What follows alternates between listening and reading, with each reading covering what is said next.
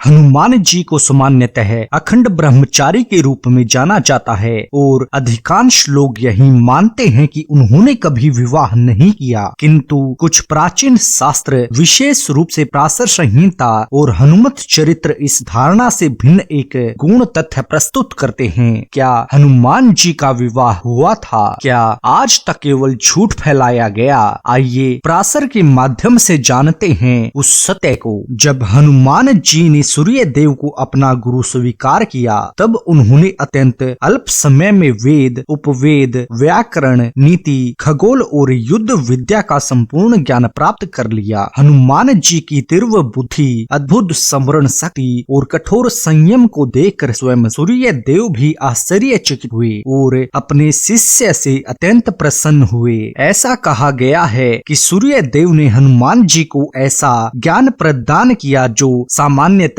वर्षों की तपस्या के पश्चात प्राप्त होता है। जब गुरु दक्षिणा का समय आया, तब हनुमान जी ने अत्यंत विनम्रता से सूर्य देव से कहा कि आपने जो ज्ञान मुझे प्रदान किया है, उसका मूल्य किसी भी प्रकार से चुकाया नहीं जा सकता। अतः आप जो भी आज्ञा दें, वही मेरी गुरु दक्षिणा होगी। तब सूर्य देव ने हनुमान जी से कहा कि मेरी पुत्री सुवर्चला अत्यंत तेजस्विनी, संयमी और ब्रह्म ज्ञान में निपुण है। उसका विवाह केवल उसी से हो सकता है जो पूर्ण आत्म संयम से स्थित हो और धर्म के मार्ग से कभी विचलित ना हो। इसलिए मैं चाहता हूँ कि तुम उससे विवाह करो। सूर्य देव की यह बात सुनकर हनुमान जी कुछ समय तक मौन रहे। फिर उन्होंने स्पष्ट शब्दों में कहा कि हे गुरुदेव, मैंने आजीवन ब्रह्मचर्य का व्रत धारण किया है और मेरा संपूर्ण जीवन श्री राम के कार्य हेतु समर्पित है। विवाह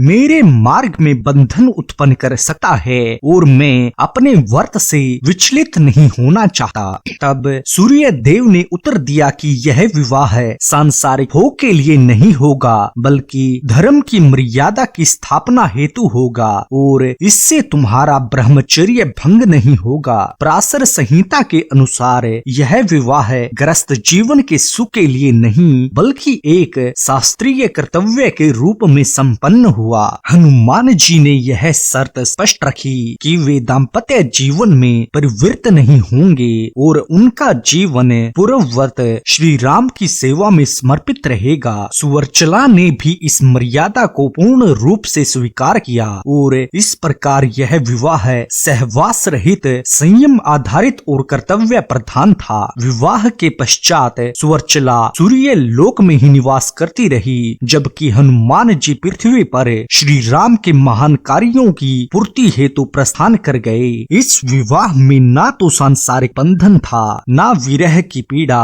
और ना ही भोग की इच्छा। इसी कारण हनुमान जी को आज भी अखंड ब्रह्मचारी कहा जाता है। इस कथा का एक और संस्करण भी है। इस कथा के अनुसार हनुमान जी जब सूर्य देव के समक्ष शिष्य रूप में उपस्थित हुए, तब वे ब्रह्मचार्य से पूर्णतः स्थित थे। उन्होंने अल्प समय में वेद, व्याकरण, नीति और युद्ध कला का अद्भुत ज्ञान प्राप्त कर लिया, किंतु सूर्य देव जानते थे कि यह ज्ञान अभी भी अपूर्ण है। वे हनुमान जी से बोले, हे हनुमान, अब आगे की शिक्षा तुम्हें नहीं दी जा सकती। हनुमान जी बोले, क्यों गुरुदेव? सूर्य देव बोले, क्योंकि तुम अविवाहित हो और नव व्याकरण का ज्ञान केवल गृहस्थ को दिया जा सकता है। यह सुनकर हनुमान जी सोच में पड़ गए। सूर्य देव ने समझाया, हे पवन पुत्र, तुमने 8 विद्याएं सीख ली, लेकिन नव व्याकरण, 9 पवित्र ज्ञान प्रणालियां, यह वे विद्याएं हैं जो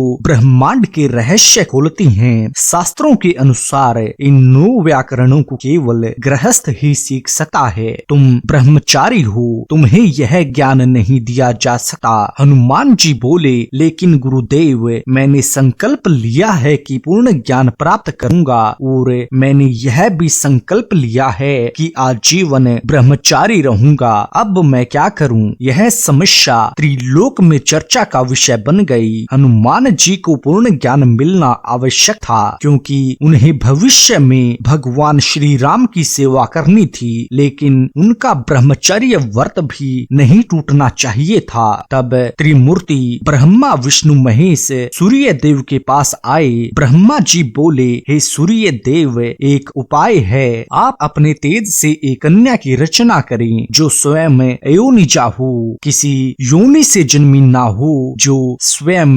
ब्रह्मचारिणी हो। हनुमान जी से उसका विवाह हो जाए, इससे हनुमान गृहस्थ कहलाएंगे, लेकिन उनका ब्रह्मचर्य खंड रहेगा। सूर्य ने ब्रह्मा जी का प्रस्ताव स्वीकार कर लिया। विश्वकर्मा ने सूर्य के वर्चस्व को अलग किया। उस तेज से प्रकट हुई सुवर्चला देवी दिव्य, तेजस्वी और स्वयं ब्रह्मचारिणी। सूर्य देव ने हनुमान जी से कहा, हे पवन पुत्र, यह मेरी पुत्री सुवर्चला है, मेरे तेज से उत्पन्न स्वयं तपस्विनी। तुम इससे विवाह करो, तब तुम गृहस्थ कहलाओगे और नव व्याकरण सीख सकोगे। सूर्य देव प्रसन्न हुए और उन्होंने 9 पवित्र विद्याएं हनुमान जी को सिखाई। समस्त ब्रह्मांड का रहस्य, सृष्टि का मूल ज्ञान, सब कुछ हनुमान जी संपूर्ण ज्ञान से परिपूर्ण हो गए और सुवर्चला देवी विवाह के तुरंत बाद तपस्या में लीन हो गई। दोनों ने अपने अपने मार्ग पर चलना जारी रखा। विवाह